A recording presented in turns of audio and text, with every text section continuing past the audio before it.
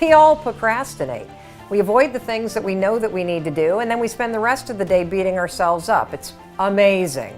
Actually, it sucks, doesn't it? So how do you stop procrastinating? Oh, simple. Just nail yourself to a chair. That's what you do. You tell yourself no booze until you get it done. That works. No, it doesn't. The reason why these things don't work is because most of us don't even understand what procrastination is. I know I certainly didn't. The reason why you procrastinate is not why you think. Procrastination has nothing to do with work. Procrastination is a stress reliever. So let's talk a little bit about procrastination. Who in here struggles with procrastination? Yeah, and the rest of you that aren't raising your hand are just procrastinating on doing it, aren't you? I know. You see, I always thought procrastination had to do with the thing I was procrastinating around, right? Like that procrastination has something to do with work. Believe it or not, procrastination has nothing to do with your work. Procrastination is a form of stress relief. Let me explain this. So let's say that you've got some stuff going on in your life, and heck, who doesn't have stuff going on in your life? Maybe you're fighting with your significant other. Maybe mom's or dad's health is failing and it's really, really upsetting you. Maybe you've got some financial stuff. You put too much of your savings into Bitcoin, and now that that's crashed, you're stressed out about it, right? And so you go into work, and when you get into work, you got stuff to do. You kind of walk in and you got this big stress ball that subconsciously is hanging over your head. And so you walk in and you sit down, and you know you got 13 phone calls you need to make. And you also know that you've been chickening out, you've been making easy calls, and there's a bunch of CIOs or other people that are higher level that you haven't been calling. And so as you sit down to do it, and you got the stress on your shoulders, your brain it starts to go, wait a minute, well, you want me to make a call to somebody that I'm scared to make? Absolutely not. I'm so stressed out about, can we just watch some cat videos for a minute? And next thing you know, an hour's gone by. And then, of course, what do? You beat yourself up. So the only way that you can break this habit, and that's an important word for you to hear, you're not a procrastinator. You have a habit of procrastinating. Big difference. Because if it's a habit, I can teach you to use science to break it. You see, all habits have three parts. There's a trigger, and in the case of procrastination, the trigger is always stress. Then there's a pattern you repeat, and in the case of procrastination, it is to avoid doing something. And then there's a reward. You get a little stress relief. The only way to break a habit, you guys, is not to deal with the triggers. You're never going to get rid of the stress in your life.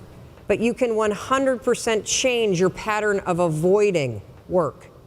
So next time that you're in a situation where you feel yourself hesitate, you spent way too much time checking out the highlights from last night's scores, what you're going to do is you're going to go, oh, I must be stressed out about something. Acknowledge the stress.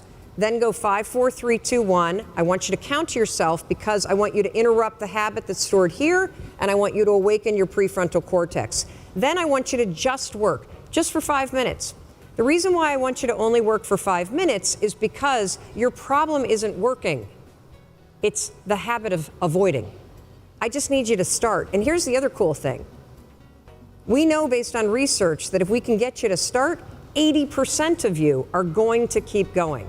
I'm about to change your life because this piece of research changed mine. Procrastination has nothing to do with work. The people that write to us the most that struggle with procrastinating, PhD students, engineers, entrepreneurs, people that have a lot on their plate, that have a lot of things that they need to juggle, and that are analytical and thinkers by nature. Procrastination is a form of stress relief. What are you stressed about? I want to get out of this business of real estate. I want to retire in the next 5 years, and I can't because I have not saved up. I have not gotten the money that I need to do that. Bingo, and it makes you upset, doesn't it? Yeah. How many of you can relate to that? She said that what's stressing her out is she wants to retire. She hasn't saved up enough money. What's really stressing you out is finances and money and the fear that you have. What happens when you struggle with procrastinating, and thank you for being so honest, there's that stresses you out. Maybe you feel the same way. I mean, we felt that way. I know exactly what you're talking about. You carry around this dark cloud because you don't think you're gonna make it and you're stressed about money all the time. Or maybe your mom's health is declining and that really stresses you out. Or maybe your best friends are going through a divorce or you're going through a divorce and that really stresses you out. And so you walk around with this big ass thing on your shoulders all the time. And then you walk into work and you sit down and you've got a list of phone calls to make, which requires your prefrontal cortex. And your prefrontal cortex looks at the list and is like, oh my God, you want me to make 15 phone calls? I've been worried about the money all day. Can we just look at cat videos? I need a break. And next thing you know, 2 hours is gone. You've been online shopping, you've been looking at cat videos, and then of course you look at the 15 phone calls, and you're like, I didn't make them. The research on procrastination is undeniable. It's black and white. Number one, all of you that procrastinate, procrastination's not the issue, it's stress. You're procrastinating to give yourself a little break at work. It's sort of like taking a smoking break almost, you know? You're just taking a break. So number one, because you're all stressed out and procrastinators are very hard on yourselves, this is gonna sound super stupid, but you gotta forgive yourself. You have got to actually have a talk with yourself where you feel yourself starting to procrastinate, you go, look, I know I really screwed up. I know I'm in a mess financially. I forgive myself. I'm just gonna do the best that I can. So you have to address the thing that's underneath it. So that self-awareness of knowing, oh my God, here's that stress again about finances screwing me over and preventing me from doing the small things that will actually fix my finances. Second thing that you're gonna do, procrastination's a habit, right? You get triggered by stress, the habit is to procrastinate. So when you get triggered by stress, your new habit is, oh, there's my stress again. I'm gonna actually tell myself, okay, you've done the best you can. It's okay, we're gonna do a little bit today. You're gonna create what we call starting ritual. A starting ritual is something that pushes you to start. The best one on the planet, the 5-second rule. So you've said, okay, there's my stress again. I forgive myself. Now we're gonna 5, 4, 3, 2, 1. I want you to only work for 5 minutes. That's it, 5 minutes. Make phone calls for 5 minutes. Here's what we know based on the research. 80% of you will keep going. The trick is starting. You see, I want to break the connection between the trigger, which is stress, and the response, which is procrastination. And whenever you feel stress, which is normal, you have a choice. Here's that gap. In 5 seconds flat, the habit of procrastinating and beating yourself up will take over. Or you can close the gap, 5, 4, 3, 2, 1, and you can make a different choice. I'm just gonna get started. I'm just gonna be okay with where I'm at, and I'm just gonna get started. Got it? We all procrastinate. We avoid the things that we know that we need to do, and then we spend the rest of the day beating ourselves up. It's amazing. Actually, it sucks, doesn't it? So how do you stop procrastinating? Oh, simple. Just nail yourself to a chair. That's what you do. You tell yourself no booze until you get it done. That works. No, it doesn't. The reason why these things don't work is because most of us don't even understand what procrastination is. I know I certainly didn't. The reason why you procrastinate is not why you think. Procrastination has nothing to do with work. Procrastination is a stress reliever. That's right. It's a tool that you use to give yourself relief from stress that you feel. And the stress that you may be feeling right now might be stressed about money. You might be stressed about your health. Maybe you're stressed about something going on at work or about a relationship that you're in. And the way that this relates to procrastination is you're stressed out, you got work you know you need to do, but instead of doing it, you go online or you watch the highlights of last night's game or you waste an hour looking at Facebook. And when you do that, when you avoid work, it makes you feel good, but just for a minute. See, this is where we get procrastination all wrong. A lot of people think procrastination is about willpower. It means that you're lazy. Has nothing to do with that. It's all about your stress. That's why your work ethic or discipline, that's not going to solve this either. The key to stopping procrastination, number one, is understanding what it is. It's a way that you deal with stress. And number two, it's about 5-second decisions that stop the cycle of procrastinating. Because when you change your decisions, you're going to change everything. And here's how you're going to use the 5-second rule to do it. When you catch yourself procrastinating, or you feel yourself starting to avoid what you need to do, use the rule. 5, 4, 3, 2, 1, activate your prefrontal cortex, and then acknowledge. Acknowledge that you feel stressed out. That's the first piece. Then you're going to use the 5-second rule to just get started. That's it, for 5 minutes. That's all I'm asking. Force yourself. I'm stressed out. I get it, but I'm going to work for 5 minutes. 5, 4, 3, 2, 1, sit down and get started. After you've worked for 5 minutes, give yourself a break. Watch all the cat videos you want. I don't really care.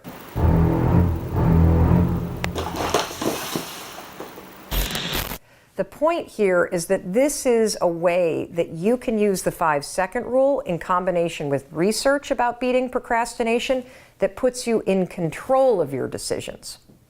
Stacy found that when she used the 5-second rule to improve her relationship with herself, there was an amazing result. She stopped procrastinating. In her words, your rule has helped me grow in ways I never thought possible. I no longer procrastinate on anything.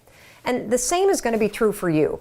Because when you understand that procrastination is something that you do when you're stressed, and you also understand that the secret to beating procrastination, which is a habit, is to just get started, now you can use the 5-second rule to leverage all the research that will help you end the habit of procrastinating once and for all.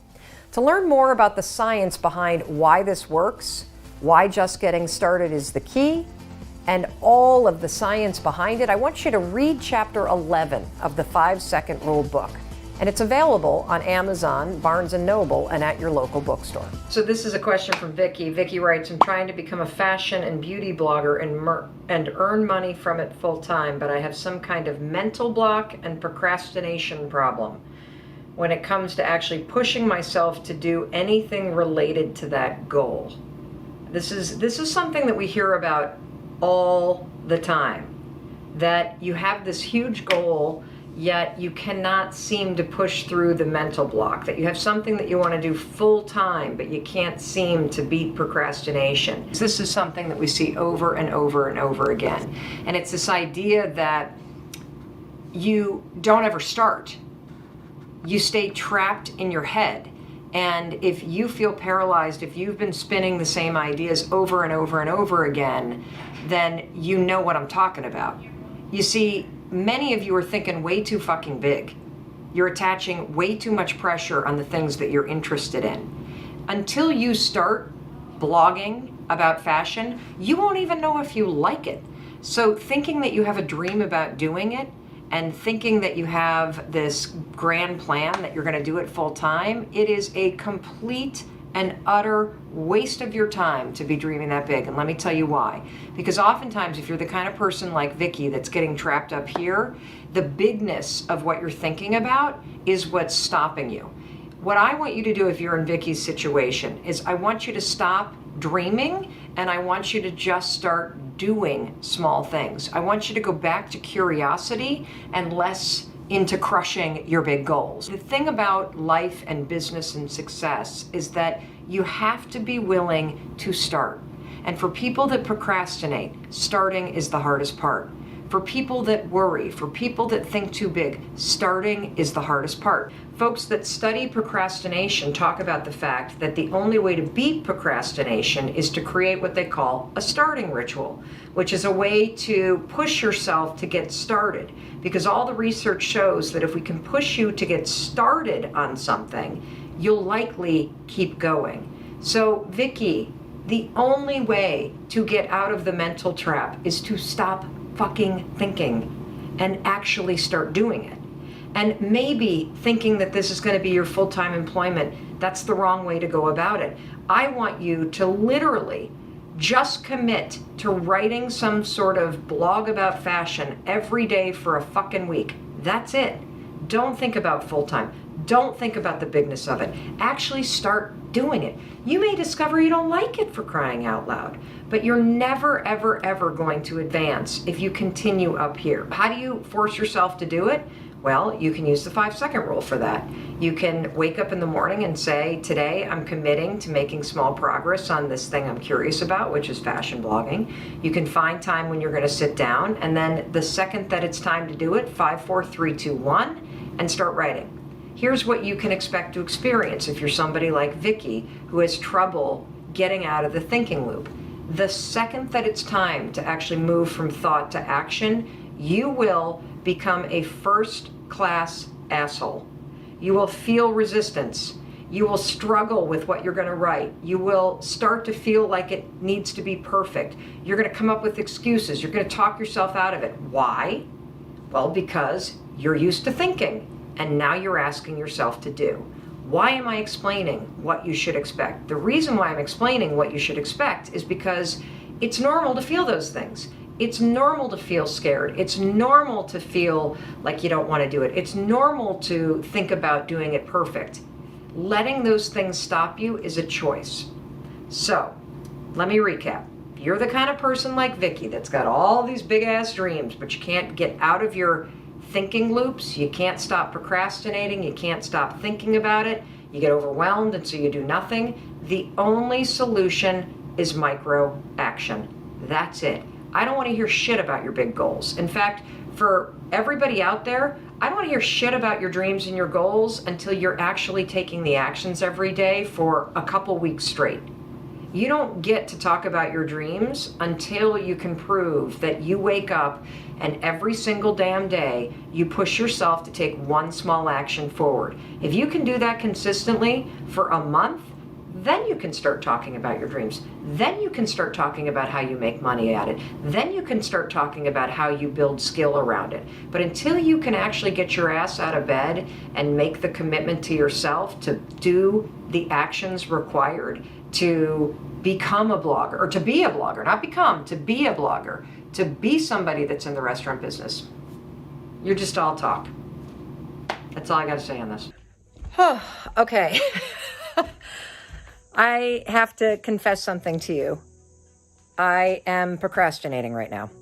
I'm stressed out. I'm overwhelmed. My manuscript is due in a matter of 24 hours or so. And look, I'm even losing my train of thought in this video. And instead of working on the manuscript, I've become a passenger to my stress, and my stress has triggered me to take on a project. See this fridge? It would be empty.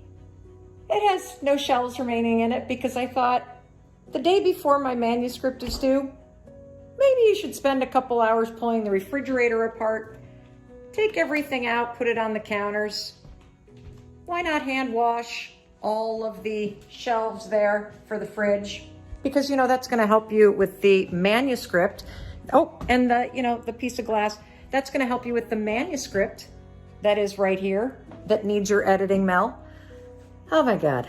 You know, it's so funny because the book that I'm writing, it's so awesome. I can't wait for you to read it. It's called The 5 Decisions, and it's about the 5 decisions that put you in the driver's seat of your life. Because on the road of life, there are passengers and there are drivers, and at any moment you can choose to be one. Either a passenger or a driver. And right now I'm a passenger to my stress. And the key to being a driver in your life is recognizing when you get hijacked by old patterns, when your stress and your uncertainty and your anxiety kicks you into autopilot mode and you distract yourself and engage in patterns of behavior like avoiding what you need to do. You know, interesting thing about procrastination is it's a form of stress relief, because if I'm stressed out about the manuscript in the dining room that needs final editing, one way to avoid having to deal with what stresses me out is to procrastinate and find something else to do. Find something that lets your brain take a break from the thing that's hard, the manuscript that I need to be editing right now, and give your brain a break and relax by doing something like emptying out your entire fridge, washing all the stuff in the sink. So what do you do when you realize you've become a passenger to your stress? How do you get back in the driver's seat? Well, number 1, you got to recognize what you're doing. Number 2, don't make yourself wrong. You're human. You're going to go back and forth between being a passenger and a driver all the time. Number 3, the second you realize that you've just been hijacked, you have a choice. You can continue to clean out the fridge. Oh, look, I haven't taken the trash out either. Oh, and isn't that nice? My ADD is on fire today. Number 3, you've got a choice. You can continue to procrastinate. Choose it, enjoy it. Or you can interrupt the fact that you're being carried away by it. And you can 5, 4, 3, 2, 1. I'm going to quickly put all this crap back in the fridge. And I'm going to get back to the thing that I've been avoiding. Because the longer I avoid this, the more stressed out I'm going to feel. Anyway, I got a manuscript to edit. I'm going to show you the specific way that you can use the 5-second rule to increase your productivity. Now first, let's talk a little bit about productivity as a concept. Productivity is not about blasting through your to-do list and doing more. It's actually about doing less. Productivity is the ability to make progress on the things that matter to you. It sounds simple, right? I mean, just move the ball down the field on the important stuff. But it's not easy. Why? Blame your feelings. You see, you're capable of being more productive. You're just waiting to feel like doing what you need to do. And guess what? You're never going to crack the whip on yourself when you have a million other things that you need to do and you got people that are making demands on you. One thing that you must understand is that you have the power to decide what's important. And productivity actually boils down to simple 5-second decisions. Here's one that you need to start making immediately that will have a tremendous impact on your ability to be productive. When the alarm goes off, do you wake up early to work on your business, or do you blow it off because you don't feel like it, you're tired? Or do you stick to the plan to finish some important tasks, or do you mainline Facebook instead because, you'd just rather relax? When you change your decisions, you'll change everything. Because productivity boils down to the ability to make small 5-second decisions that put the things that are important first. And here's one 5-second decision that will make you more productive than any other. Get up 30 minutes earlier than you normally do and push yourself to work on the most important priorities first. This isn't just me. Research shows that your most productive hours are the first 2 to 3 hours after you wake up and get ready. This means that for peak productivity, you've got to do whatever you can do to make sure the most important work to you gets done first during that window of time. So here's how you're going to use the rule. The moment your alarm goes off and you want to hit the snooze button, use the rule. 5, 4, 3, 2, 1, push yourself out of bed. Then use the rule again. 5, 4, 3, 2, 1. Sit down and get working on the things that matter to you instead of checking your phone, instead of letting your day get hijacked. You see, the moment you feel yourself wanting to give in to distraction, you're going to use the rule again. 5, 4, 3, 2, 1. Do assert control and get back on task to the things that matter to you. It doesn't really matter how busy you are. We're all busy. If you really care, you'll find the time. And that's how you're going to use the rule, to find the time to work on things that matter to you. This is what Rachel did. She wanted to change her life, so she decided to make progress on what was important. And she did this by starting with getting up earlier, getting out of bed, and 5, 4, 3, 2, 1, focusing on what mattered. And as you can see, that small 5-second decision, getting up 30 minutes earlier, started a chain of events that changed her entire life. She lost 30 pounds, she bought her first home, and she reinvigorated her marriage. Why?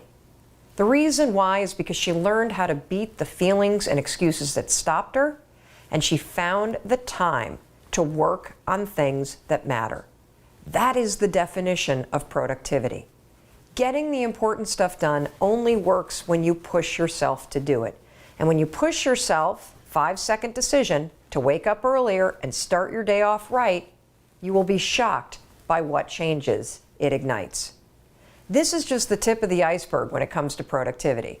There are tons of strategies that I discuss that are based in research in Chapter 10 of the 5-Second Rule book, and how you can use all of this research in combination with the 5-second rule to not only become more productive, but to end procrastinating forever, to regain your focus whenever you get distracted, and lots of other things that are going to help you improve your quality of work and also your life. So tell everybody your project, and then let's talk about the thing that you're still kind of stuck or struggling with. So the project is to be aware, to understand, and to know myself as a teacher. And the thing that I'm stuck on, I was sitting there thinking about it, the thing that I'm stuck on is that I have a bazillion ideas. about things that I can create and do and courses and trainings and la-di-da-di-da. Who can relate? And so actually moving from the idea and even creating the whole curriculum and all of that to actually making it happen. Yeah. And doing it. So I have a cool strategy that I use, and I hope it works for you. So I carry a little notebook, and I actually borrowed this from Chris, because when we lived in New York City, he used to carry around a notebook like this size, and whenever he had an idea, he'd just jot it down, then he'd stick it in his back pocket. And it was just full of all kinds of stuff. So I carry around a notebook, and this one's new, so it doesn't really have much in it. As ideas come, I just jot it down in that notebook. And then what happens for me is I get anxiety because I'm afraid that I'm going to forget the idea. Then that anxiety makes me get distracted and unfocused and overwhelmed. And so I think if you were to have a little notebook on you at all times, and when those creative juices and those impulses go, that you jot them down, that's going to remove one layer of the overwhelm. Okay? The next thing I would do, what are the top 3 things in terms of all this creative stuff that you're interested in doing? What's the top 3 projects that inspire you the most? Story. Really getting people's story. Okay. And getting into the story and understanding how what we've created, what we've had, what those stories are and what we can do with them to make our lives work and what is working. Because there's lots and lots and lots of attention on what's up. Yes. But there's so much that's working. Yes. So Even the question that you're asking us, like, what happened to you yes. that has you break down? Yes. What happened to us that has us be in this room? I thought you were inspired, right? Yeah, that's the good thing, right? Yeah. So do you see how you light up when you talk about that? So to me, it's very clear that your energy is about focusing on what's good and what is working, and elevation and amplification. I mean, even in the way that you dress, when I talk about shaking and the essence, the vibrancy of you. And so I think all that's missing is the right vehicle for expressing that. I want you to pick one thing that you're going to do, whether it's writing a book or blogging every week and starting to archive all of these things and amplifying your own voice on this topic. What do you see? Good stuff. Of course, right? Yeah. So what's the first thing that comes to mind? Well, thanks to somebody whose name I can't remember right now, but who I know is here, who I saw on their page, 750 words, I started writing again. Fabulous. And so I'm writing every day, and I'm on like a 21-day streak or something like that. Wow. And from that, that's how Sacred Musings, which is a series of writings that I've done, was born, was from the 750 Words Project. Wow. And so it's coming again, and it's, yeah. See, to me, you are the voice. The project isn't about anything or anyone else. Right. It's about your voice. Right. And so I also want you to consider that as long as you are doing something to express your voice in some small way every day, that is the path. And all of the other stuff, you're getting distracted by the how and the what it looks like. And I want you to join me in that journey of embracing that you're actually an artist and you're a writer and you are somebody that's out in the world expressing your ideas in a multitude of ways. What's going on and how can I help you? Okay, so I've been a small business owner about 6 years now. And then, with all of the small business owner things that come with it, the overwhelming and trying to balance family, then now this COVID-19 has hit. And I have 3 children in 3 different levels of school. I have a high schooler, a middle schooler, and an elementary student. So they all have different levels of assistance. You know, my high schooler, I can kind of let her go and do what she needs to do, just check in on her. Yep. Middle schooler, a little bit more hands-on, elementary, more hands-on. And so take that, they're home all day. Small business is, thankfully, we haven't been hit with this COVID What is your thing. small business? I'm sitting here. Let's give a shout out to your small business and tell me what it is. So it is, we do medical billing and coding and collections for laboratories. So Okay. some of my clients are doing the COVID testing. And so thankfully billing is really up. We're very, very busy. I'm thankful for that. But there's a lot of follow through. You know, a lot of my clients are asking a lot of questions, and it's very hands on. So can I just stop right there? Sure. First of all, I freaking love small business owners, particularly female small business owners. So I am super thrilled that you took the time to ask me this question so that I could help you out. Are you busier than you've ever been in your business? Yes. Okay. See, a lot of us don't realize this. I am busier than I have ever been right now. And that adds another layer of complexity to the overwhelm that you would normally feel running a small business and having 3 school-age kids at 3 different levels in school, requiring 3 different types of support and attention. On top of that, I understand that you are also a caregiver. Tell me about that. Yeah, so my mother-in-law, who's 85, lives with my husband and I, or our family, and she is going through chemo.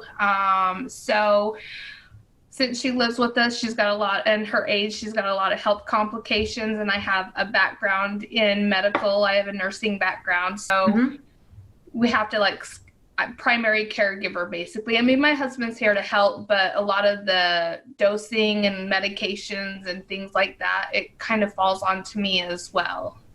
Now, are you the primary breadwinner in your household? Yes. Okay. And is your husband currently leaving the house to work, or is he trying to work from home too?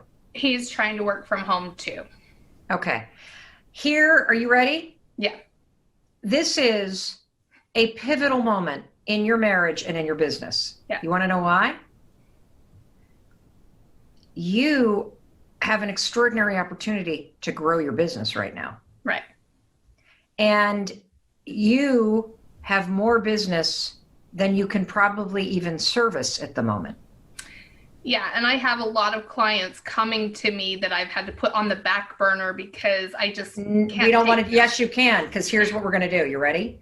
This is a moment where you sit down with your husband, because you two are in a partnership in your relationship, and you now need his support in order to go and take this business to the next level. And here is what I want you to do. I want you to sit down today and to quantify all of this business that you're putting on the back burner. And if you were able to bring that business in, how much more money would it bring into the business? And if you were to able to free yourself up for 10 hours more every week to not only deal with bringing in that business, but also reaching out and marketing and hiring another person or two to bring into your business to help, how much more could you then add with just 10 hours of your time freed up? You see, I am a wildly successful businesswoman. And one of the reasons why I am wildly successful is because my husband and I had this conversation in our marriage 5 years ago.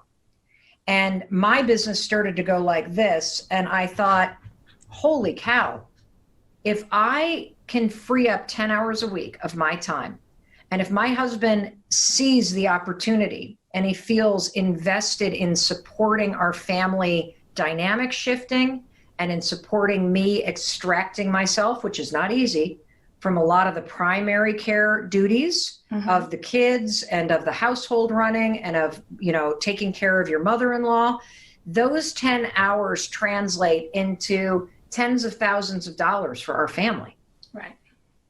And it's in this moment of time where if you step up and you invest time and maybe a few more people at this problem, which is so much business and no time and bandwidth to address it.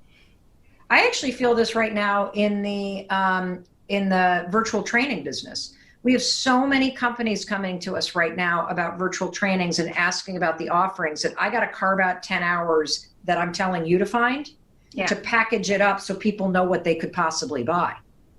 And so the key part, though, is you can't do this on your own. And you can't do this hoping that he recognizes that you're working harder, because what happens is our spouses can't read our minds. Right. Our spouses want to support us. Our spouses also are in a model right now where you guys share time, you share resources, you share things, and you're basically saying, I want your help going up, which means I got to go down in terms of how much I'm contributing here. Right. And getting him on board is critical because of two reasons. Number one, you need 10 hours a week. How much extra money do you think you could make if you got 10 hours back every week? Oh, I could probably do 10 times the amount of income. 10 times? Yeah. Holy shit. Yeah. Right now, I mean, I literally, and so a lot of it is I consult with a lot of my clients and then we onboard them to do their billing. But a lot of the consulting is where I just don't have time. And part of my question is I try to compartmentalize my day. Like, okay, from here, from 8 in the morning to 2 p.m. I'm working. And then from 2 to 5, I'm helping my kids. And then 5 to 10, I'm going back to work. So, and I'm not able to do it all. I'm not able to consult with them. And I just keep telling them, give me a few more weeks. Correct. No, here's what you're going to do. You're going to go to your husband and say exactly what you said to me. I have a chance to 10x my business. And that means we have a chance to 10x what happens for our family. Right. And here's what I need for you specifically. From 2 to 5, you've got to be with the kids. Because I need to be on the phone with clients, and I need to also start to, if it means freelancers or however you scale the business, and I would recommend freelancers because, this is a moment in time, but I think this type of billing is going to happen for a long time. Right.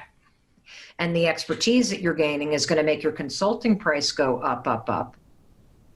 But you need to enroll him in taking the 2 to 5. Okay. That's what has to happen. The second thing the two of you need to do is on Sunday nights, make sure that you preview the whole week.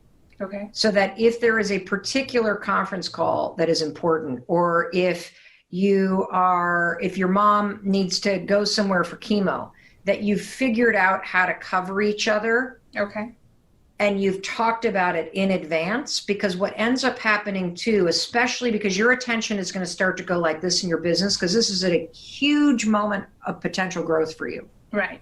And your family deserves to have that happen. You deserve to have that happen. Your attention is going to really get pulled into this business.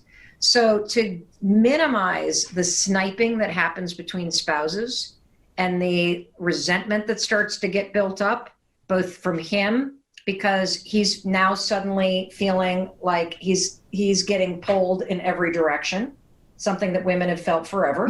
But again, I'm just speaking from my own experience in my own marriage. Yeah. That it's one thing to say, yeah, I'll help. It's the other thing to be pulling yourself away from work at 2 o'clock and dealing with the kids.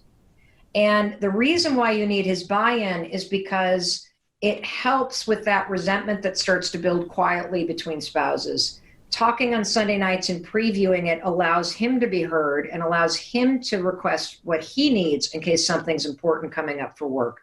Okay. And it allows the two of you to handle logistics and stay aligned instead of barking about it during the week. But I got a conference call, but you said you were doing this, but it's Wednesday? I thought today was Tuesday. Do you see what I'm saying? Yeah. What concerns do you have?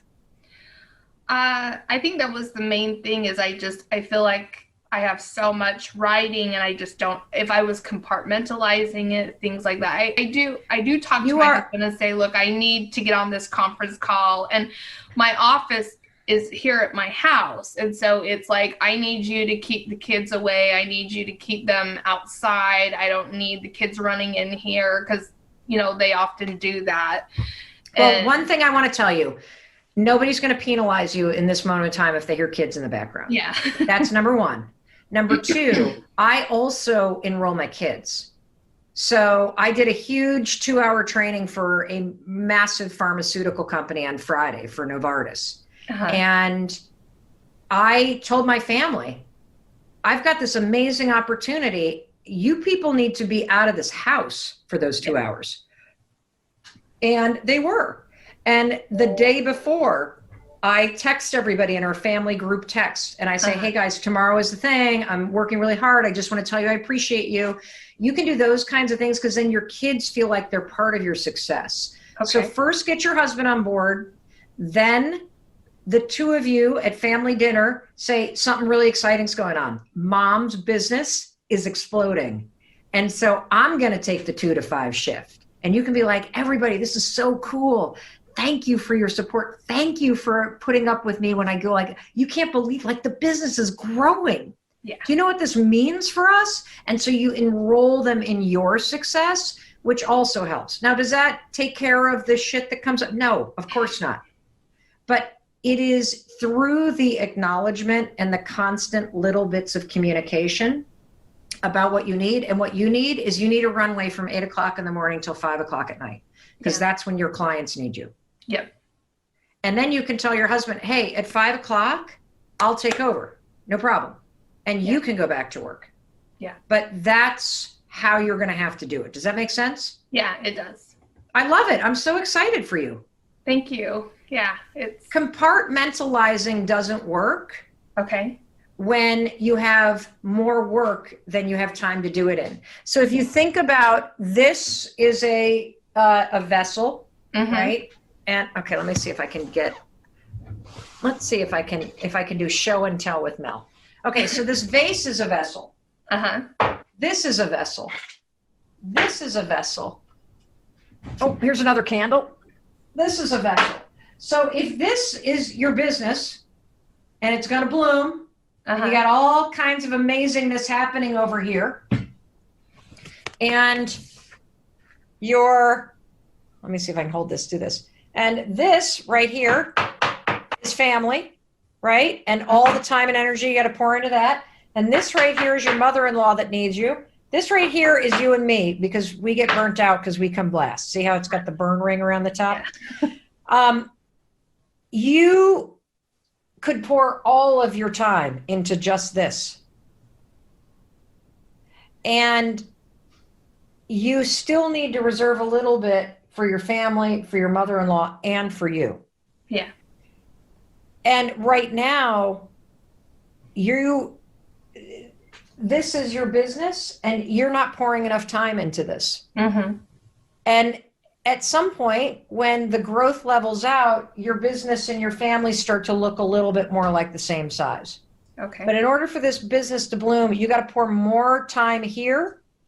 You got to also make sure you find time for yourself, whether that's a bath at night or get up a little bit earlier in the morning so you have a chance to take a walk or to meditate, journal, or just plan your day before the craziness starts.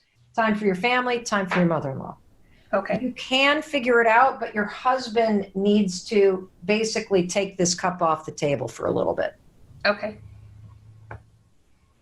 You see what I mean? Yeah, I do. I think he will too, and he understands 10X, baby. There you go. We've been waiting for this. We've been waiting for this. We've been praying for this. And him feeling like he's part of that success makes it easier to get him to do what you need. Okay, perfect. I'm so excited for you. Thank you. Will you let me know how it goes? And if he is anything less than fucking thrilled, you get him back on a video with me and you, and we'll have a talk. Okay? Okay, that sounds good. I'll bring my husband. We'll have a double date, and we'll talk about what happens when a man empowers his wife as the breadwinner. Yeah, Sounds good. Amazingness. Okay, good. Super proud of you. Go get Thank them. you. Thank you so much. My night routine is very simple. Complete the day and leave no tasks that I have to finish in the morning. It's that's it. And so it's not necessarily that I have a specific order, but there are particular things that I do. Number one, totally set up the kids. So that means pack their lunches. It means get the backpacks ready if it's school season and get them by the door. It means if there's any forms that need to be filled out or printed or anything else, if they are printed, they are ready to go. So kids are handled. Second thing, I want the kitchen clean. I don't ever want to wake up in the morning and walk in there and see crap that I have to do. I don't want dishes in the sink. I don't want things on the counter. And so I make sure that the kitchen is clean, that the counters are cleared off, and that there is nothing I need to do in the kitchen because it will distract me in the morning. I will feel guilt. I will feel obligated to get that done. Third thing that I do is I tend to set out the stuff for breakfast. And the reason why I do that is because my kids will wake up at various times. And so if I've got that thing set up, I've just bought myself a couple more minutes of quiet in the morning before the parade of children come running down the stairs, starving and wanting breakfast. The other thing that I do is I go to my computer and I print out the day calendar for the day ahead. And then I take that printout and I take my notebook that has all of my travel and kind of everything that's laid out for the business that I run and my speaking schedule and stuff related to the kids, and I move it all to the kitchen. Now, why am I doing this? I'm doing this so that when I leave my bedroom in the morning and I walk into the kitchen to have 30 minutes of quiet time for myself, to get focused, to plan my priorities, everything's set. It's all been handled. There's no thinking involved. It's amazing. Then, once that's all handled, I turn off all the lights, I lock the front door. When I walk into my bedroom, the very first thing that I do, I set my alarm, and then I plug my phone in my closet. That is the single most important aspect of my evening routine. This is a productivity killer that most of us don't know about. It has to do with waking up. Now, when you think about being productive, if you got a big day and you got a bunch of stuff you need to get done, most of us focus on when. When do I need to get up in order to get everything done? That's not what you need to focus on. The thing that really impacts your productivity is how. How do you wake up?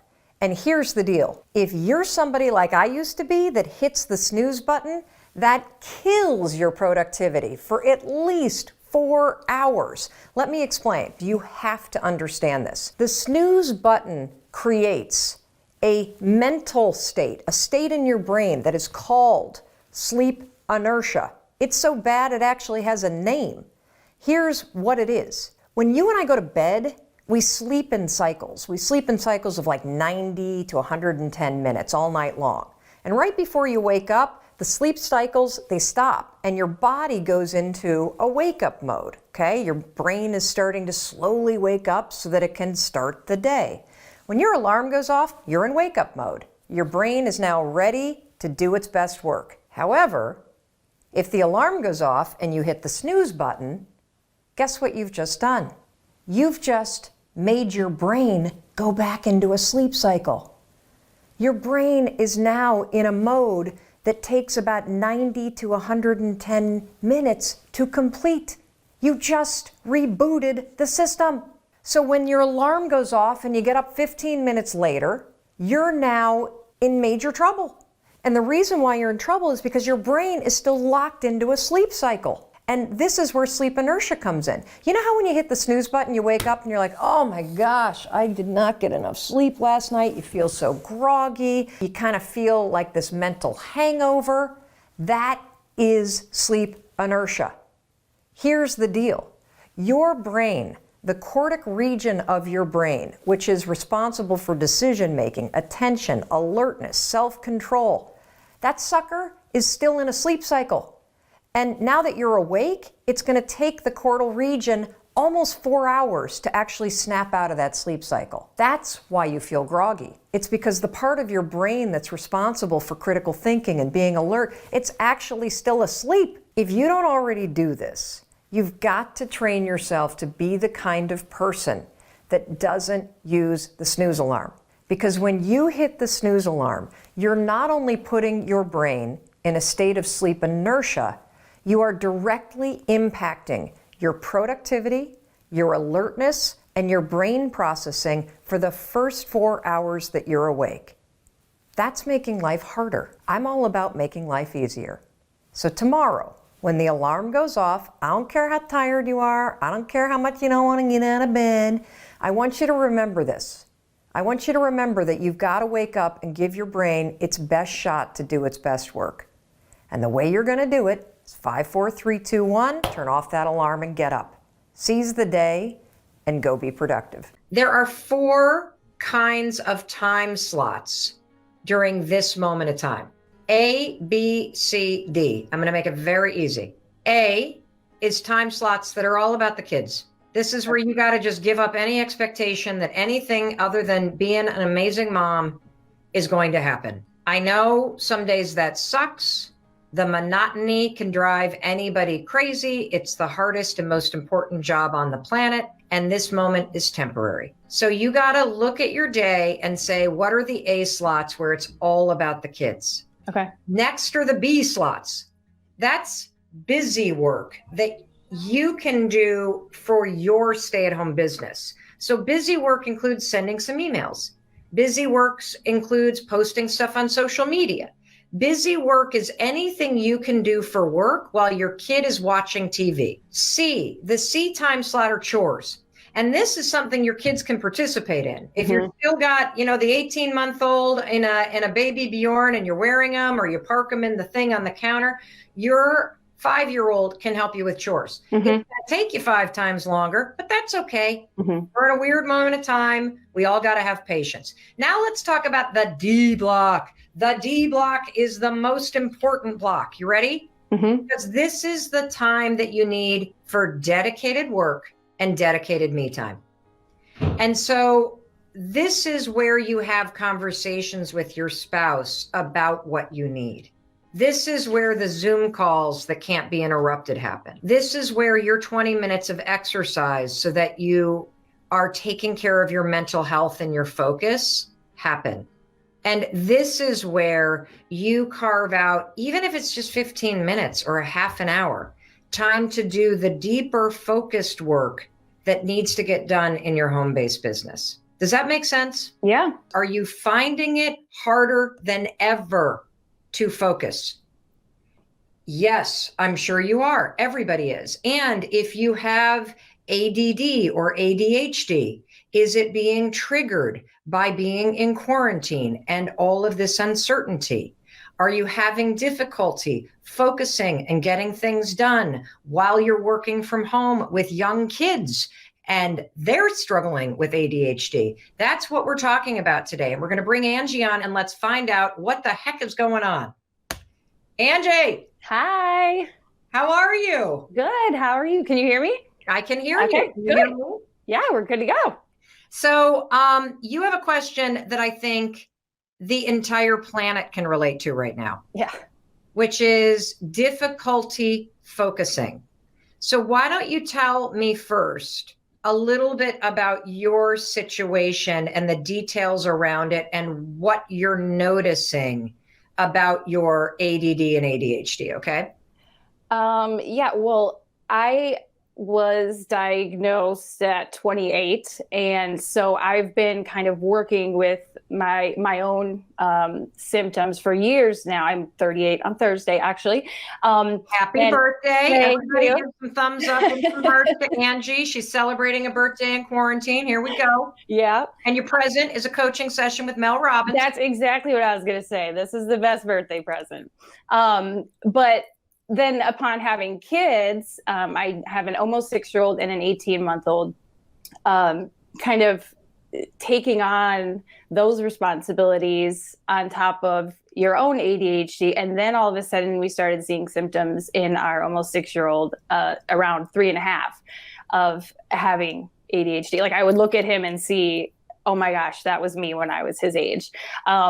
And it was just kind of building, and we had reached out to some doctors over. Let me ask you a question real quick. Yeah. So first of all, you get diagnosed with ADHD when you're 28 years old. Mm-hmm. What did you feel when you got that diagnosis? Relief. Okay. And how does ADHD present itself for you? Because what most of you don't realize is that ADHD in women and girls is very different than ADHD in men and boys. And that women are profoundly underdiagnosed. I was not diagnosed with ADD until I was 45 years old. And it was liberating to find out I wasn't crazy. I wasn't losing my mind. It wasn't premenopause. It was an attention and focus issue. And one of the things I want everybody to understand is, first of all, we're going to have a general conversation about focus, because whether you clinically have a diagnosis of ADD or ADHD, everybody is having trouble focusing right now. Mm-hmm. Every time, Angie, I walk through our kitchen and one of our daughters are down there. They're 21 and 19. They're both taking classes online because their colleges obviously got shut down. Every one of them is complaining to their friends. I've been upstairs all day. I haven't got anything done. Yeah. I'm sitting at my desk all day. I can't get any. I can't concentrate. I can't focus. Mm-hmm. What the hell am I doing all day? What is going on? And so the first thing I want to say to you, Angie, is that this is not a normal situation. Mm-hmm. And a normal response to an abnormal situation is to lose your focus and to feel anxious. Mm-hmm. And so what I want to know is, how is being in quarantine impacting your ability to focus?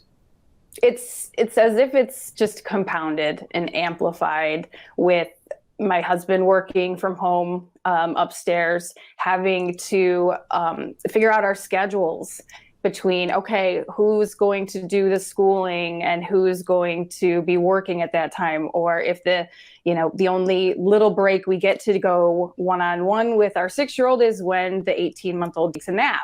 Okay, so let me just get the facts straight. You got your husband who's working full-time. Mm-hmm. You've got a 5-year-old that has some issues with ADHD. You've got an 18-month-old. Mm-hmm. You have a home-based business, correct? Mm-hmm. And then is there anybody else in the house? No. And I should add, our 18-month-old is, he's in the immunocompromised category because he was born 7 weeks premature.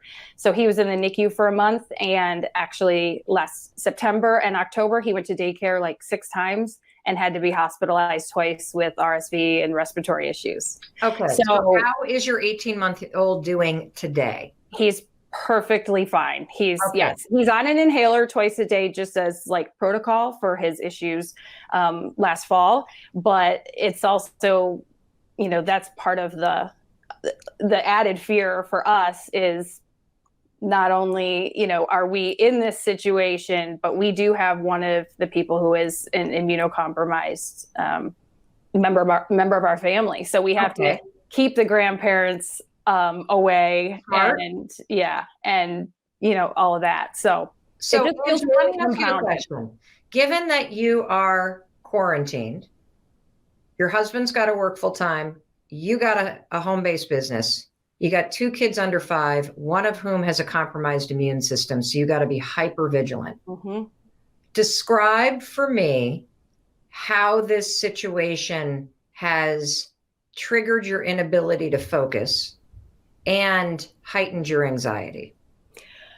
Well, yeah. And I really don't think I've had anxiety before now, really. I don't. Really? Yeah, I didn't really suffer. Like, I was misdiagnosed with depression earlier on before I was properly diagnosed with ADHD, but I didn't really have anxiety before now. But yeah, this is, it's a whole different level of all of the fears. What are you afraid of? Describe them all for me. Let's start hearing the list. And if you can relate to this as you're watching me coach Angie, give us a thumbs up, or you can participate in this coaching by telling me in the comments, what are you afraid of? So describe kind of where your mind goes. What do you think about? What's the worst stuff you think about? What do you get anxious about, Angie?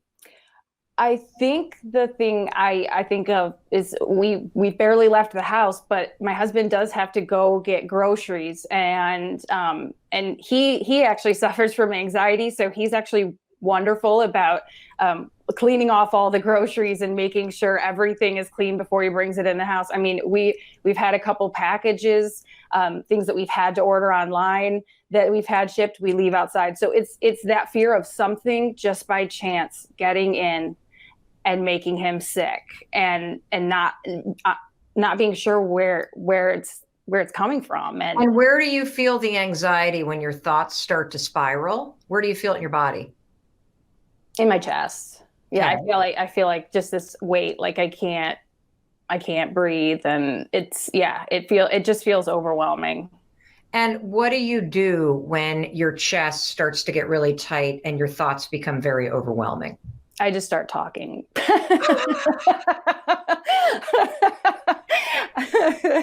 I just tell my husband how I'm feeling, or I just say, I got to get this out, because, and anybody that knows me knows that's true. I just start, okay, I got to get this out or else it's going to crush me. And internalizing it has only, proven to build the anxiety worse. So I've always been a talker, but like, I got to get it out. I have to tell you how I feel, just even if I just have to say it, so you can tell me that my fears are maybe a little out of whack, or, hey, this is what we're going to do to make sure that this doesn't happen. We're going to make sure that we have the groceries outside. Right. We're going to keep all the cardboard boxes outside, even what little risk that may be. We're gonna take all the precautions. I mean, I think my husband, he went to the grocery store yesterday and he's like, I'm getting everything for 2 weeks. And he was gone for like 3.5 hours because he was just being so careful with everything. And it's just that thing that you don't want to drop the ball and feel like you're safe for a second in the risk of something happening to him. And how exhausted are you? Oh, it's completely exhausting. Like, I feel, I mean, I do get a little more sleep once we do all those things. Once I do talk it out, I feel like I'm able to actually sleep a little bit better. But yeah, it definitely, it pops up, and you just wake up and you think about, the worst case scenario happening. But I try it's right there. The anxiety is right there with you as well when you wake up in the morning. Yeah. And I mean, if we're all home and no one goes anywhere, and it's fine. You know what I mean? It doesn't really present itself, but it's the, walking outside and going on a walk and, telling our 5-year-old, like, you can't run over to, that friend. Okay. So I want to handle this one thing at a time. So let's talk about the anxiety first. Okay. Okay. So it would be weird if you weren't feeling anxiety right now. Yeah. Mm-hmm. Yep. Okay. Yeah. And the reason why I say that is because feeling anxious, feeling afraid, feeling overwhelmed in a moment like this is a normal response. Yeah. And so a lot of times what happens when you start feeling anxiety is the anxiety itself becomes so overwhelming that you start to resist it and you make it wrong, and you start to fear the anxiety, and resisting it makes it even worse. Okay. Mm-hmm. And so talking it out is one strategy. But the thing about that is your 5-year-old will absorb that energy from you.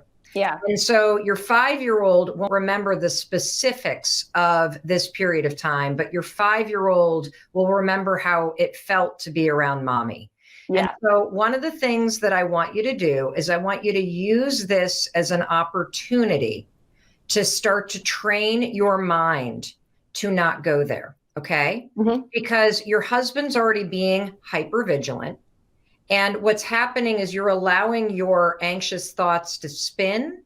And when you are talking them out, you're getting them out of your mind, but you are still giving them weight by now spreading all of this anxiety to your husband. Okay. Yeah. So here's a strategy that I want you to use.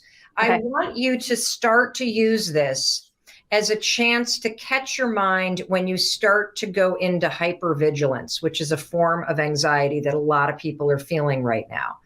Your safety and your family's safety is the paramount importance here.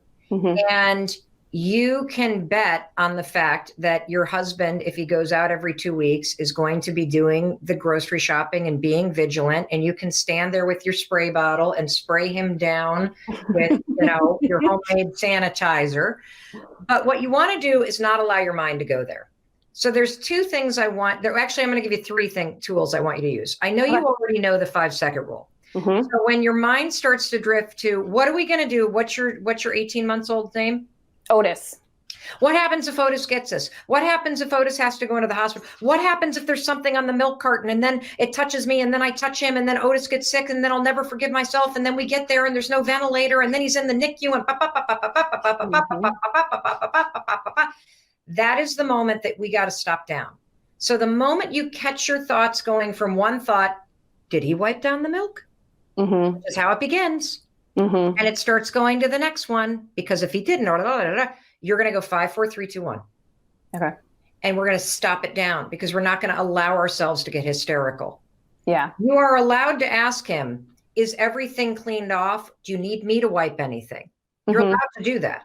Yeah. But you're not allowed to have your mind go nuts. Okay. Yeah. Super important. So that's number 1. Number 2, when you start feeling yourself stepping up the anxiety, you are really cleaning everything like crazy, or you're feeling that chest pressure come on. When that steps up, I want you to step out of the room for a minute. Okay. I want you to take control by removing yourself from the thing you're hyper focused on. Like, is there something that you do when you get anxious? You clean, you organize the, what do you do? Yeah, I clean. Okay. Organize, do laundry, something. Okay. Yeah. When you catch yourself doing anxiety chores, I want you to step away. I want you to step out, and I want you to 5, 4, 3, 2, 1. I'm not going to allow myself to get worked up about this. Here's the final thing that I think will help a lot. Telling yourself that nothing bad is going to happen does not work. Exactly. And the reason why it doesn't work is because when you say nothing bad is going to happen, it invalidates your fear. The best way to disappear fear that is supported by facts, because we all do need to protect our family's safety, and we all do need to be vigilant in terms of washing hands and cleaning stuff when we get it from the grocery store. So the fear is valid, but I don't want the fear to hijack you. So what you're going to say is, when you feel the chest tightening, 5, 4, 3, 2, 1, you're going to say, if something happens, we'll deal with it then. Yeah. Today, we're all safe.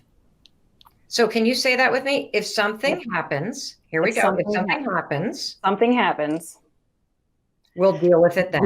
We will deal with it when it comes, and we will all be safe. Yes. And what does saying that do for you? It just gives me the control back, which I think is like everybody feels like this is all out of our control. So if I'm saying that, then I take it back, and then the anxiety won't control me. Yes, because as weird as it sounds, anxiety is a coping mechanism.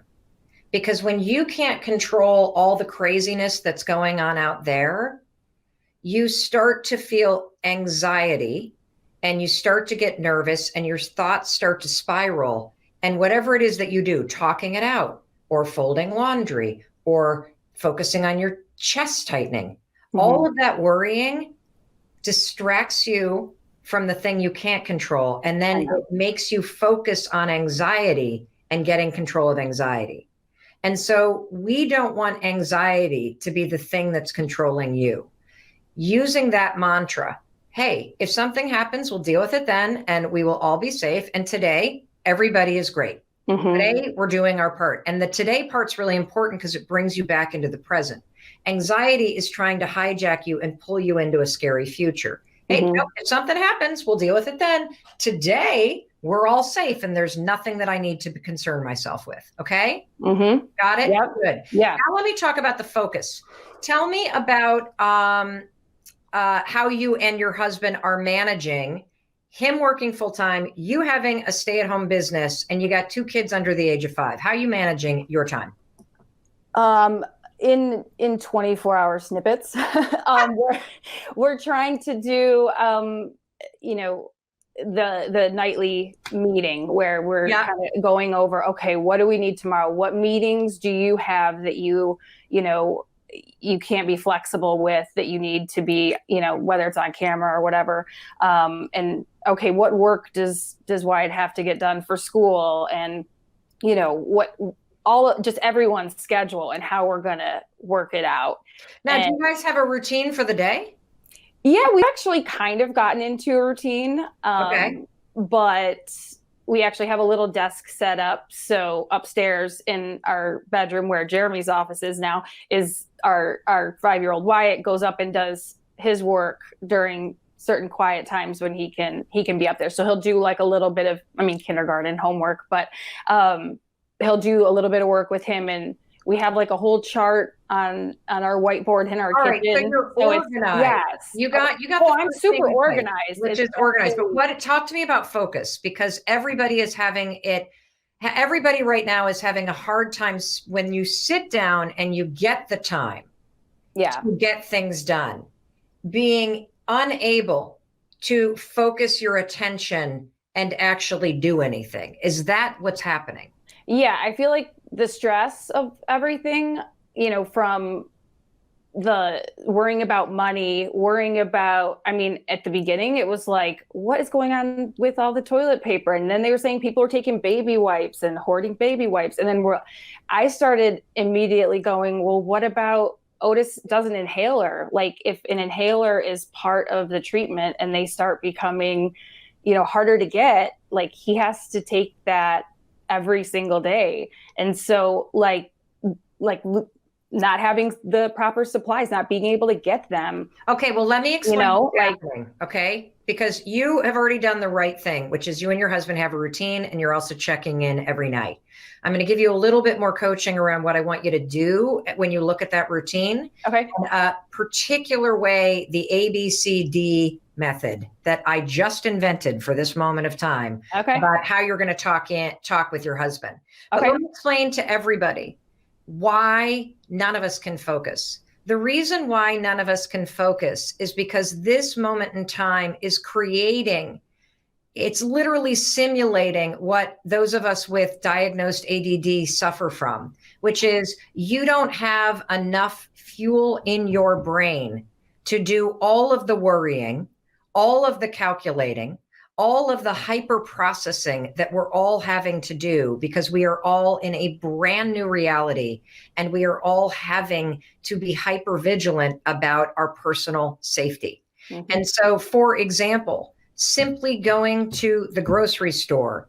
Normally you would drive there and you would park the car and walk in and get your milk, and you would pay for it, and you would leave and you would come home, and it would be 10 minutes. Mm-hmm. Today it takes an hour. You might even wait in line for an hour before you can get into the grocery store. While you're in the grocery store, you got gloves on, you got a mask on, you've got your hand sanitizer. You're wondering as you touch everything, who else has touched it? As you pay it, nobody can swipe. You got to give the card a certain way. You got to be 6 feet away from people. Everybody's got a frown on your mind is burning through 20 gallons of gas just to go to the grocery store. And so I want everybody, when it comes to focus, I want you to think about something. Your brain basically runs on fuel. And so think of your brain like a car engine. Okay, Angie? Mm-hmm. And your brain has a certain amount of fuel that it needs, and it's got a tank, and that tank has 20 gallons in it. And what's happening for everybody on the planet, I don't care if you are in middle school, if you are Angie's age, if you're my age, if you're older, you burn through all 20 gallons in that tank by the time it's 10 o'clock in the morning. Mm-hmm. Because your mind is basically running a marathon or two all day long, even though we're basically just sitting around and trying to pass the time. And so here's what I want you to understand. If you have to focus First of all, I would prioritize your most important work first thing in the morning, because you're going to wake up with the most amount of fuel. The second thing is that the only hack that I know of that boosts your brain power, other than meds, if you have been diagnosed with ADD, the only thing that will boost your brain power is a little bit of exercise. Research shows that if you were to put on a streaming tape and do some cardio for 20 minutes, you would get a little bit of a boost that's going to last you an hour or two. They call it Miracle Grow for the Brain. This comes from Dr. John Rady at Harvard Medical School. The book is called Spark if you're interested in the science, but it is profound. And the other thing that I want you to understand is that everything right now is probably going to take you twice as long. And so what happens is if you sit down first thing in the morning, even though you might have exercised, you still have your old reality expectations on you. Like, I should be able to sit down and fire through emails. You got to realize it's going to take twice the amount of time, at least, to get done what you need to get done right now. So rule number one about focus, everybody, we got to lower our expectations. Yes, this is a moment of time where you can learn to quiet your anxiety. Yes, this is a moment of time where you can learn how to stick to a routine. Yes, this is a moment of time where you can find time to connect with your husband and your kids and your friends. This is probably not a moment in time where you are going to explode the sales in your home-based business. This is probably not the moment in time where you're going to be the most productive of your life, because these are not normal times. And so we got to lower our expectations. You got to realize things are going to take twice as long. And when you're having trouble focusing, I guarantee you it's a fuel issue. Can you do a little bit of exercise? Can you eat something that is healthy that'll give you a little bit of boost? Are you drinking enough water during the day? These are the things that make a difference. Now let me talk to you specifically about how you and your husband can find time. Are you ready? Mm-hmm. You guys already have a routine. Fabulous. You already talk every night about what you have coming up tomorrow so that you can plan the day. Mm-hmm. Fabulous. Now I want you to add something in, okay? Okay. There are 4 kinds of time slots during this moment of time. A, B, C, D. I'm going to make it very easy. A is time slots that are all about the kids. This is where you got to just give up any expectation that anything other than being an amazing mom is going to happen. I know some days that sucks. The monotony can drive anybody crazy. It's the hardest and most important job on the planet. And this moment is temporary. So you got to look at your day and say, what are the A slots where it's all about the kids? Okay. Next are the B slots. That's busy work that you can do for your stay-at-home business. So busy work includes sending some emails. Busy work includes posting stuff on social media. Busy work is anything you can do for work while your kid is watching TV. Okay. And let me say something about TV right now. I think we all got into quarantine and we thought, this is amazing. I'm going to homeschool these kids, no TV, arts and crafts every day. This is going to be incredible. And by day 2, we were like, let's pay teachers $250,000 a year. And let's keep these kids in front of Barney all day because I'm out of here. So we need to lower expectations on that. There is something fantastic about leveraging all of the amazing programming that is out there right now. And there's an article we just posted to all of our social media channels from Parent Magazine, 125 things that you can do with kids at home. And there's so many streaming museum tours and virtual play dates and DJ dance parties that are happening, that if you pull out your calendar, you can pick a couple a day. This is where you do your busy work. You let YouTube University take care of your children, and you sit and you get busy work done. C, the C time slot are chores. And this is something your kids can participate in. If you're still got, the 18-month-old in a baby Bjorn and you're wearing them, or you park them in the thing on the counter, your 5-year-old can help you with chores. It's going to take you 5 times longer, but that's okay. We're in a weird moment of time. We all got to have patience. Now let's talk about the D block. The D block is the most important block. You ready? Because this is the time that you need for dedicated work and dedicated me time.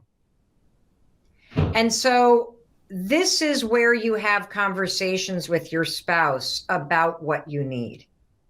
This is where the Zoom calls that can't be interrupted happen. This is where your 20 minutes of exercise so that you are taking care of your mental health and your focus happen. And this is where you carve out, even if it's just 15 minutes or a half an hour, time to do the deeper focused work that needs to get done in your home-based business. Does that make sense? Yeah. Yeah. Excellent. So what did you get out of this coaching session?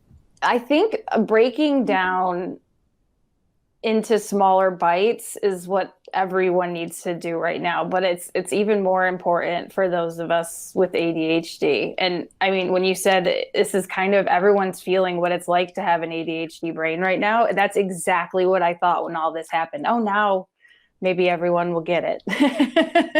Well, yeah, I mean, whether they get it or not, it doesn't matter. It's whether or not you have the resilience to not beat yourself up all day. Yeah. And I think that's the hardest part. Take the pressure off yourself.